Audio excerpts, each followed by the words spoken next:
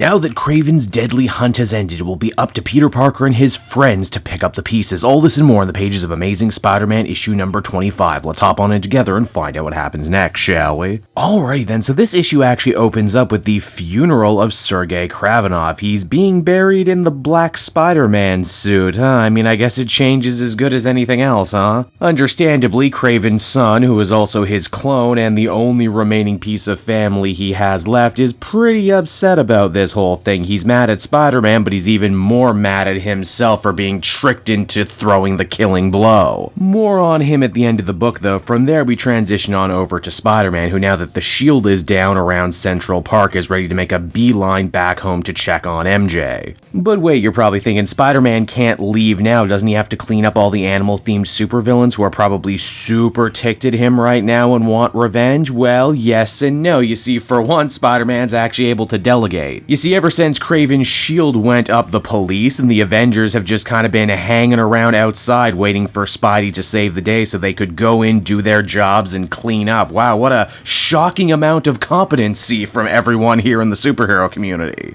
All of Kraven's co-conspirators end up getting busted for one reason or another, be it Arcade or the hoity-toity 1%er hunters. Captain America even gets a funny line in about, I don't know what laws you've broken. Maybe gambling laws, maybe murder, maybe fish and game infractions, but one way or another, you're all going to jail for something. Some do end up a little bit luckier than others. There's Black Ant, Eric O'Grady, who just narrowly manages to escape a costumed villain beatdown, what with the whole capturing them, then turning on all of them thing, when his friend and hetero lifemate Taskmaster swoops on in to save him, despite the fact that Taskmaster had sold him out previously. It's just kind of the relationship they have. I'm sure they go on to their next adventure where they continue to be this series' answer to supervillainous Beavis and Butthead. Now, after all the fear and all the worrying when Peter gets home, is MJ okay? Well, at first he's not sure because the floor is covered in blood and broken glass, just like from his drug-induced vision. She's fine this time, just having suffered a little fall, but she says that Spider-Man never need to worry because she's a big girl and she can handle herself. However, she's not exactly sure how close she was to danger, as we see a creepy centipede on the windowsill and narration duty switches over to that strange centipede-themed villain who's been stalking Spider-Man since this series began. The mystery man or woman says that it's very foolish to think that MJ would have been hurt in this situation. Whoever the centipede is, they say they're not a cliché dime-a-dozen villain like all of Spider-Man's other foes. Furthermore, they're not mad at MJ, she's an innocent in all this. It's Spider-Man they want to hurt. So, adjust the betting pool accordingly now for who exactly the mysterious centipede villain could potentially be. Now, as the comic begins to wind down, we once again check back in with Kraven's son. His anger has turned to depression, and he now hopes to turn his father's gun on himself, much like Kraven did during the end of Kraven's last hunt. However, when he does so, he finds a letter from his late father, almost like he knew this is exactly how things would go down. The letter says, hey, don't despair, I basically won and got what I wanted. I leave you everything that is mine, but more importantly than that, I leave you the legacy of Kraven the Hunter. That is why you were born, created, forged in fire and blood. To be a new, better, younger, faster, stronger, superior Kraven the Hunter, who just so happens to look exactly like his father and who is genetically the same in every way. But also free of the same spider curse that has been dogging him all this time, so fresh starts all around. Oh, but wait, we're not done yet. The comic has one last major card to play, and that is we see one of the men burying Kraven starts to talk to him very familiarly. The gravedigger says that Kraven had involved all the animal-themed villain in his hunt, all except for one, the Chameleon. Kraven's very own brother, who says that his departed family should worry not, and that the world will not mourn the death of Kraven long, because if the Chameleon has his way, there won't be much of a world much longer. And it's on that cryptic and ominous note that the comic comes to a close. So that was Amazing Spider-Man issue number 25, everybody, and it does the job that an epilogue is here to do. All the hanging loose ends have been tied up and the status quo has been changed. I mean, it was only changed a little bit, what with Kraven dying and then instantly being replaced with a genetically identical Kraven, but hey, change is change even if it's super minor. The story also ends with a big thank you letter to the original writers of the original Kraven's Last Hunt story, and I mean, yeah, that's basically what this is, one giant tribute love letter cover song. I'm interested in the idea of the Chameleon coming back in a big bad way to be a more important Spider-Man villain. He was always one of my favorites, and heck, I even enjoy getting to see the Vulture Adrian Toomes promoted within the villain community and possibly leading his own team, the Savage Six. My only real complaint with this issue is the same complaint I've had since this event started, and that is that Spider-Man himself is ultimately a minor player in the goings-on. Hunted was really more about everybody else. That's not inherently a bad thing, it's just, I would have adjusted my expectations if I had known that going in. Ultimately, this story had its ups and downs, but I did enjoy it for what it was, even if I'm more interested to see what's beyond it, which is why I give it a 7 out of 10.